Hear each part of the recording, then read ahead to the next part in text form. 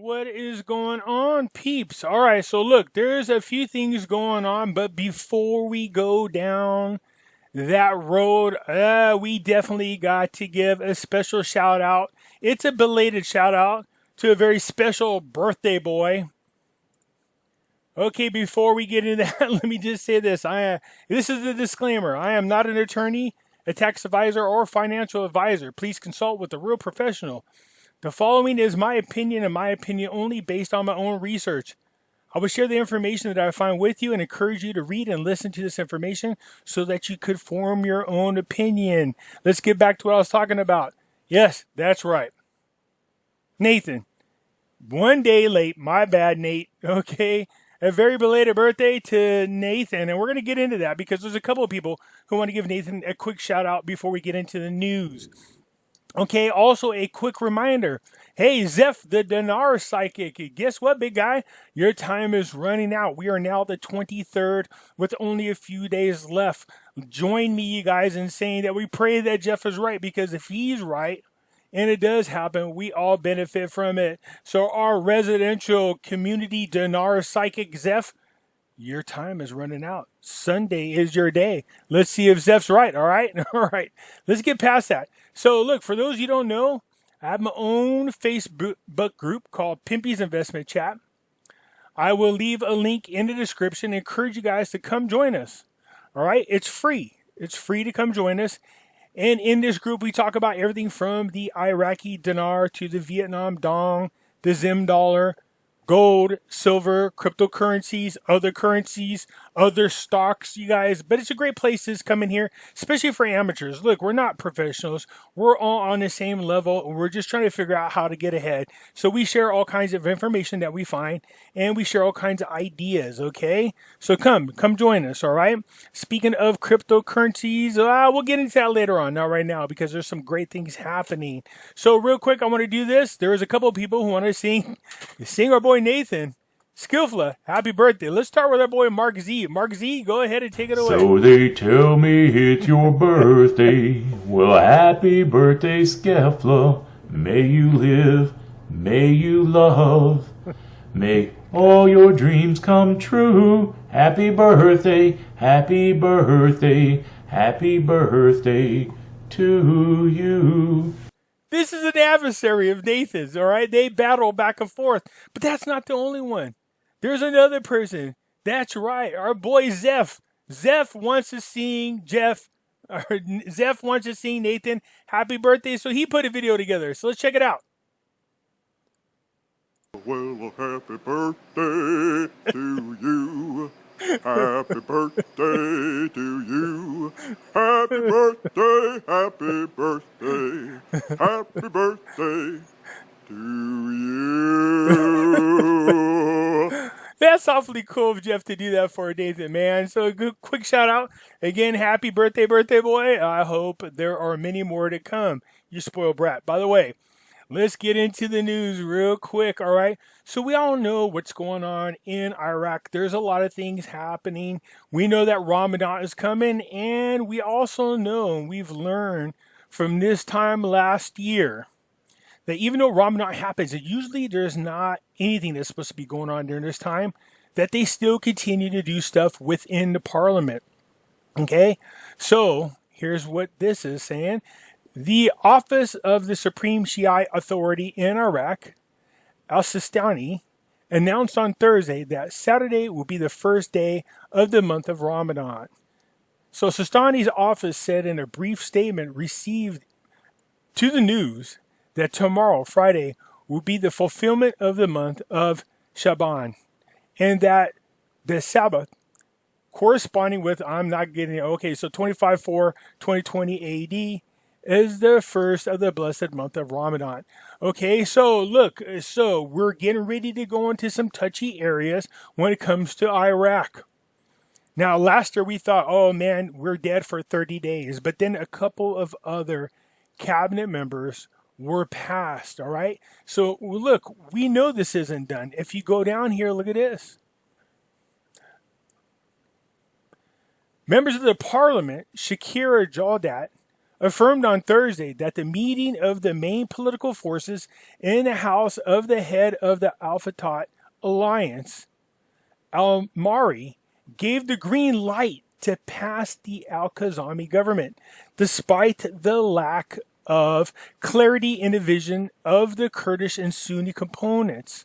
All right, so these are the two areas in which we're always concerned. These are the people that come in and they usually run interference and prevent the PM and that specific government from being passed. It seems to me like they have enough on their plate that they don't want to be dealing with Iraq right now. And what I'm talking about is Iran. The largest voting bloc in the parliament is these Iranian-backed politicians.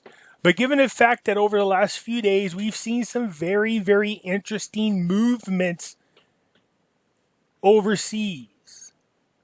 And I'm talking about the fact that the United States is moving battleships into the disputed territories near Taiwan to say, hey, China, we don't respect your authority over there, and you can't be sinking Vietnam ships and messing with Taiwan, which we feel they're on the border of invading because they want Taiwan back.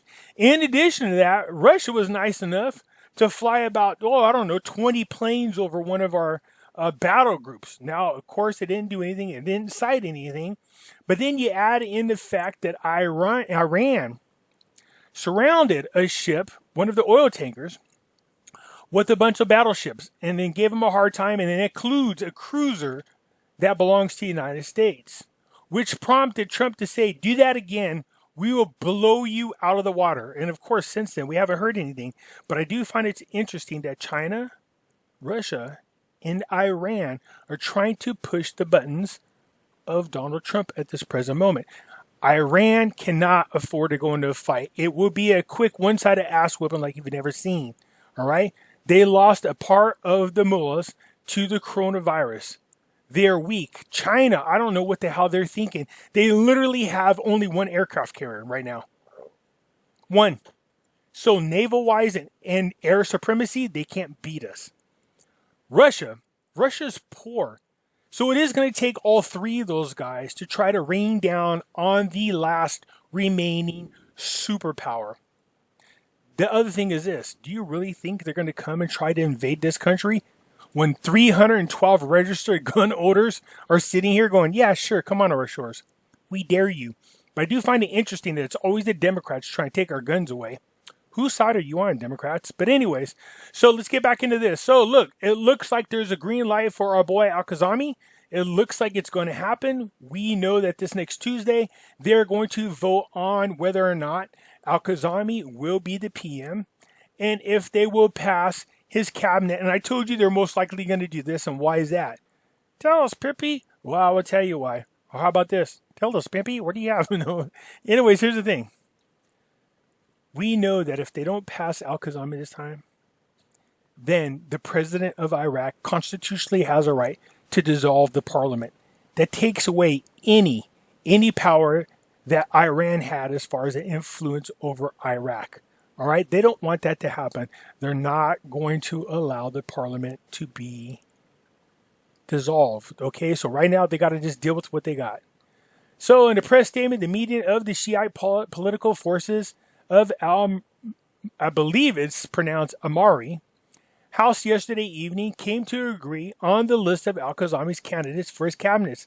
Despite the absence of Victory and Wisdom, these are two coalition forces, or I should say parliament forces, okay? So you have the Sadr movement, the Victory movement, the Wisdom movement, okay? So these are different political blocks that are in there, noting that the coming hours will explain the reasons for not attending. That's very interesting. So let's see. So I'm curious, you guys leave in the comment whether or not you think these people are going to try to run interference, and are they stupid enough to block another PM from becoming a PM and his cabinet? Do you think they're willing to risk having the parliament dissolved? Let me know what you guys think. So we're looking for stability in Iraq. We need this to happen so that outside investors will come in and start rebuilding Iraq, okay? So this conversation with President Salih yesterday, I actually did a video on this, and it's just now being posted, which is really interesting, okay? So here is a list of the candidates, and no, I'm not going to go through them. You guys can follow the link and read through yourself. Very, very interesting. Okay, so let's talk about Brent crude. It recovers. Okay, so you guys see me do a thing called stock watch, and I'm going to talk about this as well then. Brent crude futures recovered from Wednesday from the lowest levels in more than 20 years. U.S. crude contracts supported by initial talks also jumped from additional cuts in supplies from OPEC producers, and increases in U.S. stockpiles were less dreadful than some had expected. I told you guys we buy on the dip. Didn't I say that? Buy on the dip and ride that roller coaster up. So I'm going to do another video, and I'm going to talk about this kind of stuff because I'm trying to separate these types of talks. Another one is called stock watching, which I show people some stocks that you guys should be eyeballing and how they perform. I do that each time. Okay, you guys? So look, you guys didn't really think that oil was going to stay that low, did you? Did you really? Did you really believe that? Brent contracts ended the trading session as high as $1.04. $1.04. That's a futures contract. Or 5.4% to settle at $20.37 a barrel. Early in the session, global benchmark crude fell from $15.98. It's the lowest level since 1999. So Trump took advantage of this situation. And what he did is he just took our surplus and just maximized the amount of oil we can possibly hold. This is good for us. It means something down the line. You guys will see what that means. But that's neither here nor there. So, okay, so far it looks pretty good. It looks like our boy Kazami is going to get in there. It looks like they're going to go ahead and they're going to vote his cabinets in there, or his government in there. We're finally going to have stability in there, and Iran cannot afford to interfere. Them trying to screw with Trump right now and the United States is ill-advised and bad timing. If they're too busy distracted with what we're doing, that means they'll leave Iraq alone. Let's hope. All right. Let me know what you think. Is that possible? Or do you think that this is finally we're going to see a prime minister voted in along with his cabinet? Okay, hit the thumbs up button and subscribe if you haven't subscribed yet. And let me know what you guys think. And again, one last time, a shout out to Nathan Skillflow. Happy birthday, my brother. I know it's one day late, my bad, but I just wanted to let you know that, hey, even your enemies are singing happy birthday to you. All right, you guys have a good one. Bye-bye.